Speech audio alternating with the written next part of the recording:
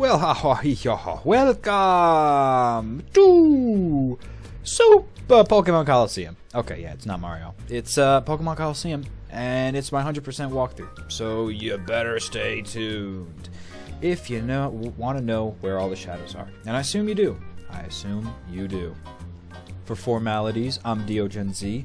What's your name? I only know if you post in the comments and I could say, oh, look, this viewer said that. And I actually do that. I actually really look at comments and take into consideration what people say. Ah, you. A scrub.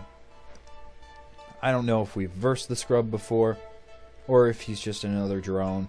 To me, they all start to look the same. They all have the same costume.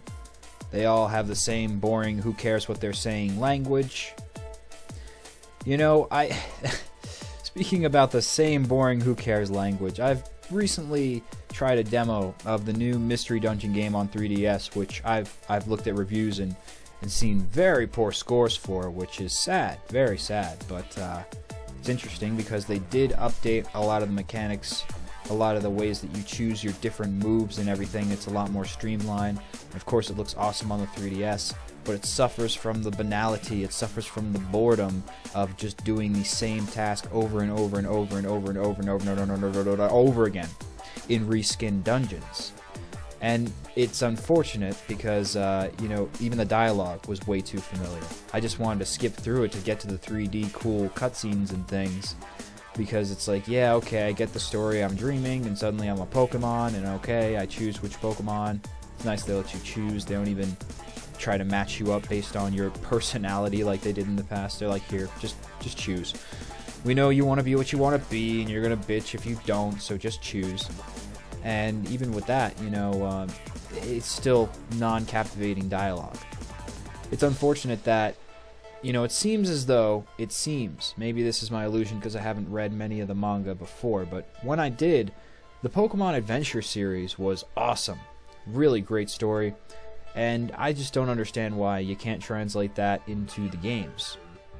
I'd say Colosseum does a better job, and you're pretty much going to click through anything really quick that a grunt trainer like you is going to say. It's sad, but all the effort's done to make a game super polished just so that people won't complain and rate your game poorly. All that really, if you wanted to skip, you could have. And sorry about that. I was just making sure the capture was still going, because when my computer wants to go into sleep mode, it's like, I don't care if you're recording. It acts as though I'm not doing anything, but the screen is actively moving. I'm having something being written to the hard drive. Why doesn't that make sense to you, computer, that is me doing things? I don't know. Never expected to see you here, not like this. Ah. The trickster returns to the scene of the crime. Like these grimy guys, they're fun. They're fun to imitate, and it'd be really cool to see more voice acting. You know, that would be... I wouldn't expect it for maybe a Mystery Dungeon game, although that would be a cool narrative. That would be a really interesting way to kind of give the Pokemon more personality, because it's translated to human speech, but you're understanding their language, so... I've seen voice acting done beautifully on the Kid Icarus game, so I know that 3DS has the capacity to do that. Definitely a console-based game, you can do more than just announce what the Pokemon's names and attacks are doing. You could have a full written story told out to you. I think that's why people like walkthroughs and LPs sometimes better than playing the game. I know that's definitely one of the reasons I like it. Sometimes I don't feel like going through all the boring grinding. Sometimes I just want to see the boss.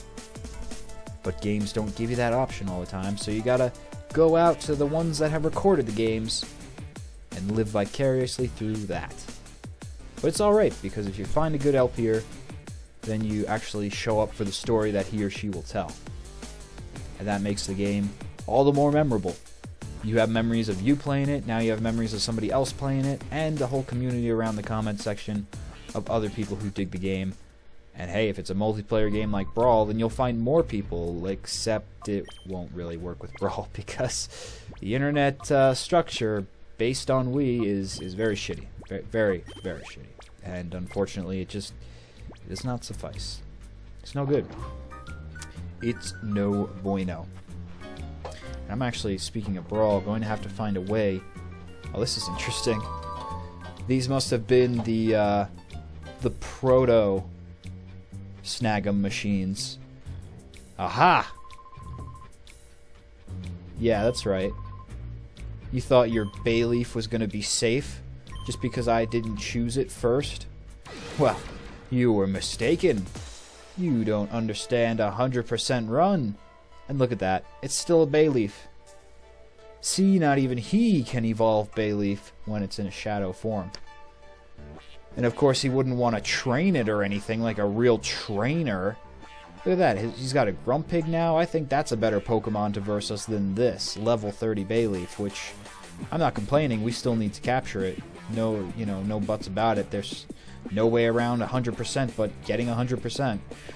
And I just don't know why they made such a bad mistake of preventing a poke to evolve. It would seem as though you'd want to evolve every poke first, put them all on some super fitness training program, so they're all kind of CrossFit, working on the treadmills, hitting the punching bags like Hitmonchan and Hitmonlee, kicking the sack. Yeah, kicking the sack. Whose sack? I hope not my sack. As long as it's not my sack, I ain't complaining, but Zeros, I feel sad for you. But yeah, put them all on maximum training or get a ton of rare candies. Use those robots instead of to pilfer Pokemon, pick up rare candies from people's bags. There was a couple in the boss's office that I just stole, so it's not that hard to steal items from places. People just leave them all around. You just gotta look for them. Even if you had a super fine-tuned item finder, you're in the freaking desert. Consider all the communities and people who have traveled through the desert and didn't make it, but left all their stuff behind for you to find, like a treasure treasure trove. And the trail is a dead man's bones. Yeah, it's cheery. But, what if in a dead man's hand we had to pry out a Master Ball? Now that's ramping up the story. Ash gets to defeat Giovanni, and instead of getting the Master Ball from the people of Sylph, he has to go back to Lavender Town, and he has to chase Giovanni through the grave.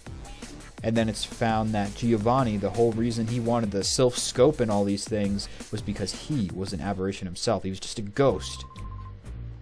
And the reason I say he was just a ghost is because I recently heard this whole theory of Ash's adventure on the TV show being a coma-induced dream, and that being the reason he doesn't get any older and in fact seems to even look age regressive. Like it seems as though for the new 5th generation he's younger. He's got a new voice actor, he's got a new animation, all new, brand new version of Ash, because he can reinvent his dreams, his coma-ridden dreams, as much as he wants. The whole theory revolves around that first episode, I believe, when he got his Pikachu and he was attacked by the Spearow, but then hit by a massive bolt of lightning. Alright, Sunflora, Skarmory I have, Skiploom, Quagsire, Tropius we got at that, Arena. And did we get Sunflora? Yeah, we might have Sunflora. I do believe I remember capturing a Sunflora. But now, guess what? We're going back to this place. We're going down. Down under. I'm not talking Australia. I am talking about the under. Not the under the rock. Not the underwear. The under right here. We definitely want to save. Oh, we have 42 snagged pokes so far. Huh. I think there's 48. Wow, so only 5 left. Just about. Unless my math is off, which is possible because I suck at mental math and playing games and conversating at the same time. I don't know. I figure one day maybe I'll be good at games from all the practice. But right now. You don't know about the Religum Tower? You didn't hear about Escade being arrested? You guys have been in the under for too long. There's a sneaky trainer in the under named Gurks. Gurks. Gurks, my name's Gurks. What's good, guys? I'm Gurks. Okay, let's find Gurks. I bet he talks like that. Where is he? He's right in front of the shop. No, he's not. You're lying. You're a lying fool, kid. Where's Gurks? Gurks. Shady dude. Shady dude. Everybody's shady. This construction worker. Have you heard of Gurks? Yeah. Where is he? No. You don't know where he is? Did you go up against Gurks? Okay, you didn't. Well, there's gotta be another shop. Actually, there is. This is like the shopping district of... Are you Gurks? Probably not. I think we back. Oh, there. I think Gurks is up there. I think so, because this is a shop. Oh, that's so freaky. Every time you click on the PC, if you notice over to the right, the TV at the bar goes like black and white. I think it happens every time you click the PC. Because it won't ever just randomly happen otherwise. It's triggered by that. You gotta be Gurks. Yup. I'm shadowy. I got a shadow Pokemon and my name's Gurks. Oh man. Shadow Whale Lords? No, Chi? Really? Oh, come on, Chi. Can't you say that they're shadow just so I can steal them? Well, they're pretty easy to take down otherwise. But Gurks doesn't have any shadows. What a jerk. I thought, you know, some shadowy guy would have shadowy pokes. That Wailord's tongue is enormous, which I guess makes sense. You know what? Have to have every appendage matching the poke. If it's enormous, everything's enormous. Which doesn't make sense how Skitty and Wailord can breed, but I'm not gonna go there. Bluno. There's a guy named Bluno. What kind? I thought his name would be Azul or something, like Azule, like you had Verde, or didn't you have Rojo or red guy? Rosso, that's what it is, but Bluno. I'm the blue guy, I'm Bluno. Hi, it's nice to meet you, I'm Bluno. Balluno. Where could he be hiding? Balluno. But we needed to do that. Now that we've tracked down the Bayleef and it's in our possession, we have to get the other set of second evolution, second gen pokes. It's not like Professor Elm's lab. It's even better. You get all three. All three. And they're already partially evolved for you. Isn't that wonderful? Aren't jump cuts wonderful too? It saves us so much time. And I was hoping I'd get an email because I don't know where to find Bluno. Ah, they're shadowy criminals at the Pokemon Lab. Looks like that's where we'll be headed next. Oh man. I hope somebody shut off the damn alarm system.